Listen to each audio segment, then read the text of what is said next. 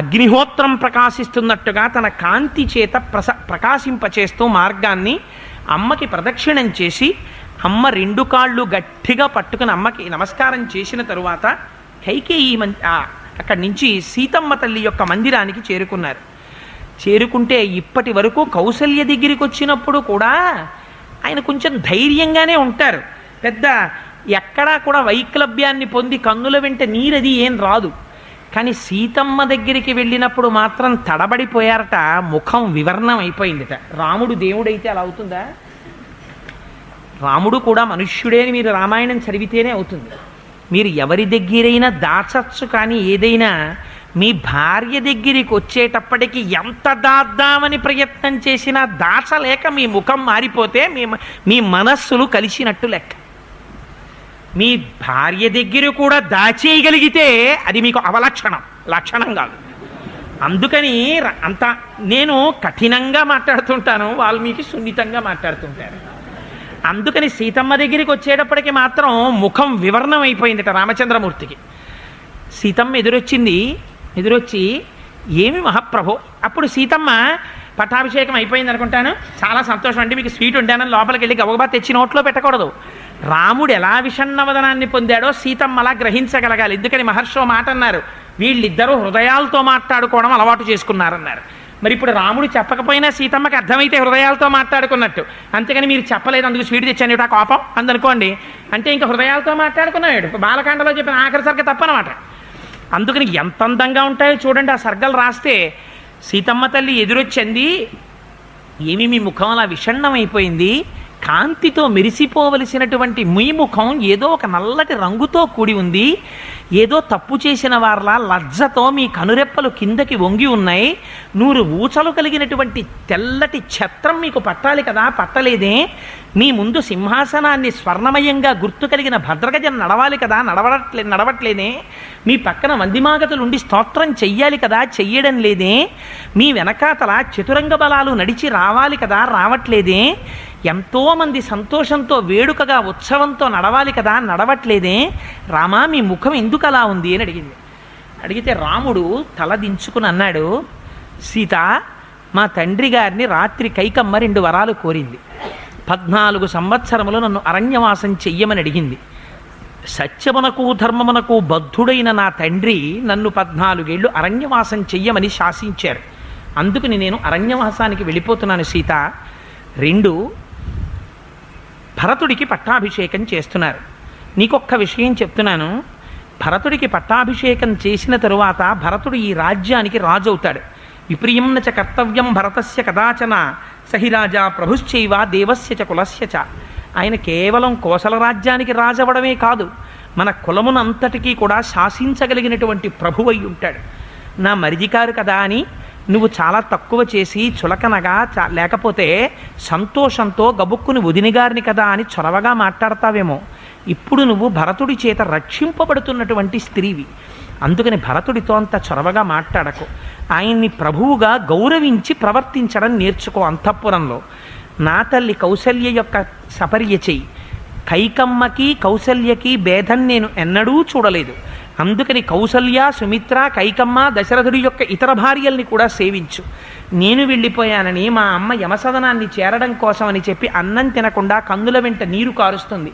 మా అమ్మ కన్నీరు తుడిచి మంచి మాటలు చెప్పి ఆవిడ పాద సంవాహనం చెయ్యి అని ఈ మాటలన్నీ చెప్తే సీతమ్మ తల్లి అంది. అన్నీ విన్న తర్వాత, మీరు చెప్పినవన్నీ నాకు బాగానే వినిపించే, కానీ ఒక్క మాటే ఏమిటో తేడాగా వినిపిస్తోంది. ఏమిటో నువ్వుండు నేనెడతానన్నట్టు మాట్లాడుతున్నారేమిటి? మనం వెళ్ళాలనాలి కదా మీరు, ఏమిటి నేను వెడతాను నువ్వుండు, నేను వెడతాను నువ్వుండు అంటున్నారేమిటి? ఇదేమిటో కొంచెం గమ్మత్తుగా ఉంది ఈ మాట. అదేమిటి అలా ఎందుకుంటాను నేను?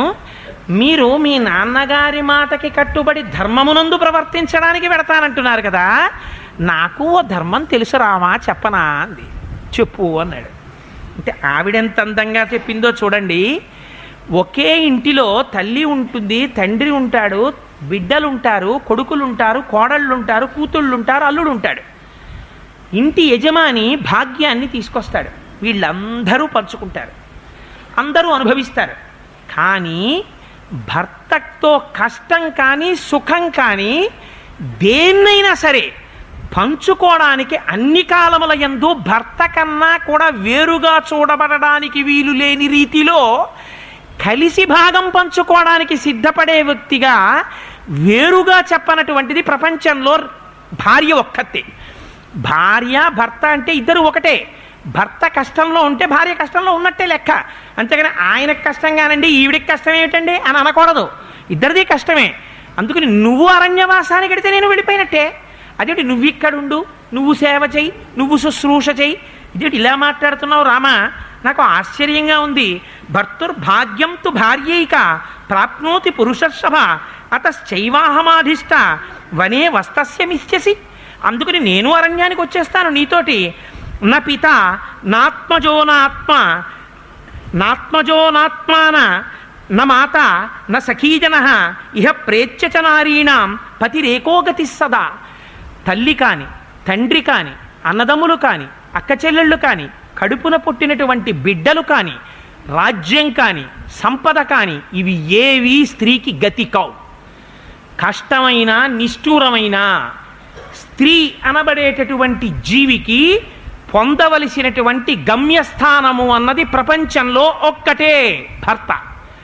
ఆ ఒక్క గమ్యస్థానాన్ని విడిచిపెట్టి మిగిలిన వాటివి ఎన్నిటి చుట్టూ తిరిగినా నృశంసహ, ఆ స్త్రీని గౌరవించడానికి వీలు లేదు. ఆవిడ పేరు పలకడానికి వీల్లేదు, ఆవిడ్ని గౌరవించడానికి వీల్లేదు. నృశంసహ కేవలం స్త్రియాహ. నేను పతివ్రతని, నాకు ధర్మశాస్త్రం తెలుసు. నువ్వు అడవికెడితే నేను ఎందుకుంటాను రామా? ఇక్కడ నేనుండను. పైగా సుఖం అనేని వచ్చామి యథైవ భవనే పితు అచింతయంతి త్రీన్ లోకాన్ చింతయంతి పతివ్రతం. రామా, నీకు ఇంకొక మాట చెప్తున్నాను. హంస కారండవా కీర్ణా పద్మినీ సాధుపుష్పితా ఇచ్చేయం సుఖినీ ద్రష్టుం త్వయా వీరేణ సంగత. నీతో పాటుగా వచ్చేసిన తరువాత అక్కడ హంసకారండవాది పక్షులు స్నానం చేస్తూ ఆడుకునేటటువంటి సరోవరాలలో స్నానం చేస్తూ నీతో పాటు క్రీడించడంలో నేను ఇష్టాన్ని పొందుతాను. నీతో కలిసి నడుస్తూ నీ పక్కన కూర్చున్నప్పుడు పొందేటటువంటి సుఖం ముందు నాకు 3 లోకములు తీసుకొచ్చి నాకు ధారపోసిన నీ పక్కన కూర్చున్న సుఖం రామా నాకు రాదు. అందుకని నేనుండను, నేను నీతోనే వస్తానంది. అంటే రాముడు అన్నాడు, సీత నీకు తెలియదు, నా వెంట వస్తానంటున్నావు. నేను ఎక్కడికెడతానో తెలుసా? నేను వెడుతున్నది అరణ్యవాసానికి ఎడుతున్నాను. అరణ్యం అంటే ఎలా ఉంటుందో తెలుసా? అరణ్యవాసం చేసేవాడికి కొన్ని నియమాలు ఉంటాయి. అరణ్యవాసం చేసేటప్పుడు 3 కాలముల యందు స్నానం చెయ్యాలి. 3 కాలముల యందు స్నానం చేసేటప్పుడు ఒక్కొక్కసారి అసలు ఆ ధ్వని వింటేనే భయం వేస్తుంది, అటువంటి జలపాతములు పడుతుంటాయి.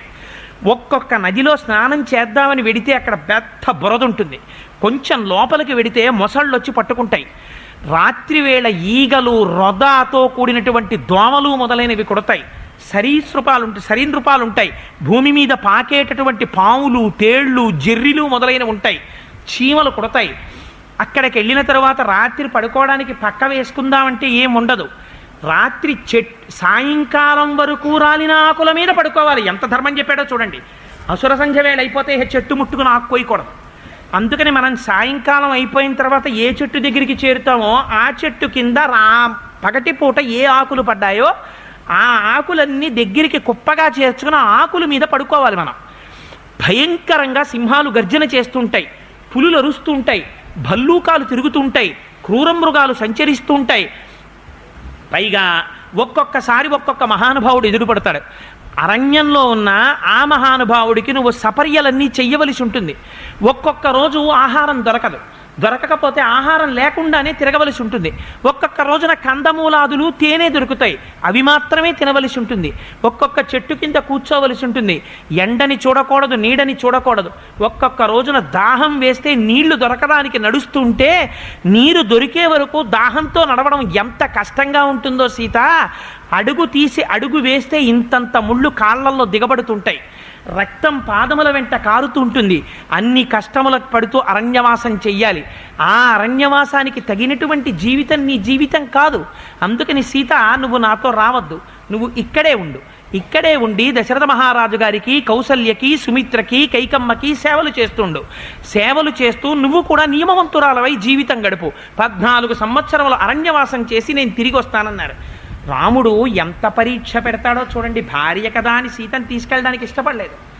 ఇష్టక పడకపోతే ఆవిడంది, ఏ త్వయా కీర్తిదా దోష వనే వస్తవ్యతాం ప్రతి గుణా విత్యేవతాన్ విద్ధి తవ స్నేహ పురస్కృతాత్. నిజంగా ఈ మాట సీతమ్మ తల్లి చెప్పడం కాదండి.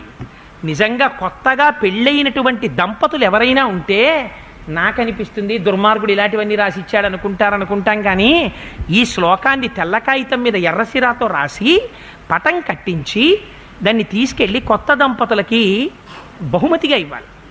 ఎందుకనంటే సీతమ్మ అంటుంది ఈ శ్లోకంలో, నిజమేనయా పులులు ఉండొచ్చు, సింహాలు ఉండొచ్చు, ఇంతంత ముళ్ళు ఉండొచ్చు, నీళ్లు దొరకకపోవచ్చు, ఆకుల మీద పడుకోవచ్చు, అన్నం దొరక్కపోవచ్చు, క్రూర మృగాలు ఉండొచ్చు. కానీ రామా, నువ్వు పక్కన కూర్చుని సీత అని ప్రీతిగా నాతో మాట్లాడితే ఇవన్నీ నాకు గుణాలు అయిపోతాయి. నువ్వు పక్కన కూర్చుని లేవనుకో, నువ్వు నా పట్ల పెడముఖంతో ఉన్నావనుకో, ఎన్ని భోగభాగ్యాల మధ్య ఉండని నువ్వు ఇలా ముఖం తిప్పితేనే నాకు అవి విషమైపోతాయి. అలాంటిది నువ్వు లేకుండా నేను ఇక్కడ పరవాన్నాలు తింటాను, నువ్వేమో అరణ్యంలో ముళ్ళు గుచ్చుకుంటూ తిరుగుతావా? ఈ కష్టాలన్నీ విని రాముడు ఎలా ఉన్నాడో అని తలుచుకుంటూ హంసతూలికా తల్పం మీద నేను పడుకోనా? ఎలా పడుకుంటాను రామా? నువ్వు నా పట్ల ప్రీతితో ఇలా చూడు చాలు, నాకు ఈ అరణ్యం అంతా శోభాయమానం అయిపోతుంది.